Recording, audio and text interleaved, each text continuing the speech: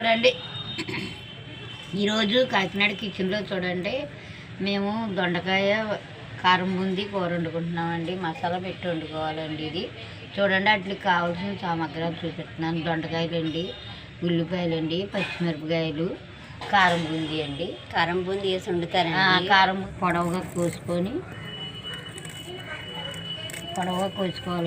ఇలాగా పొడవుగా కోసుకుంటే బాగుంటుందండి కూర. మసాలా పెట్టి దొండకాయ ముక్కలు అలా కోసుకున్నాం కదండి. ఉల్లిపాయ ముక్కలు, పచ్చిమిరపకాయ ముక్కలు అండి, ఒక్క టమాటా వేస్తున్నానండి టేస్ట్ కోసం. ఇదిగోండి కారం దొండకాయ కారం బూందీ కూర వండుతున్నాం కదండి. చూడండి, నూనె మరిగింది, ఉల్లిపాయలు వేస్తున్నాం, పచ్చిమిరపకాయ ముక్కలు, ఉల్లిపాయలు వేసాం కదండి.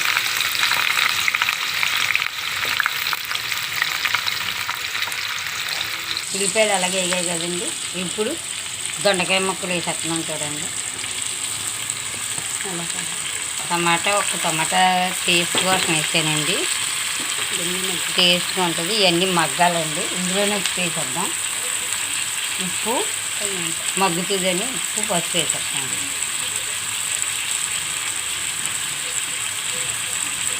ఇందులోనే కొద్ది పసుపు కూడా వేసేస్తామండి. చిప్పుడు పసుపు వేసేసాక బాగా మగ్గాక అప్పుడు మళ్ళీ చూపిస్తాం.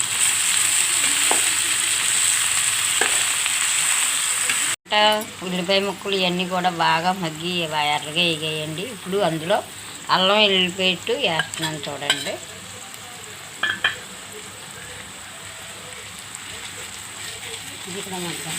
ఇది అల్లం వెల్లుల్లిపేస్ట్ వేసాం కదండి.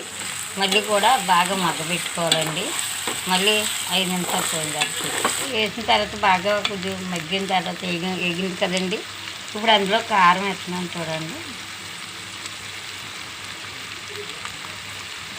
తగ్గించేస్తాను, కారం తగ్గించంటున్నాడు కదా, తగ్గించాను కారం. ఒక 5 నిమిషాలు పోయిన తర్వాత కర్రీ తయారవుద్ది.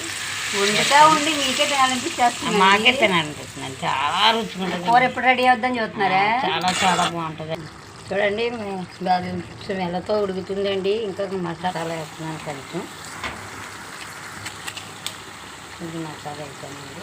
ఇప్పుడు కొన్ని మసాలా చిక్కిన తర్వాత ఇప్పుడు మళ్ళీ బూందీ వేస్తానండి. ఇప్పుడు మసాలా కూడా వేస్తాం కదండి. ఇప్పుడు కారం బూందీ వేస్తున్నాం చూడండి కూరలోని.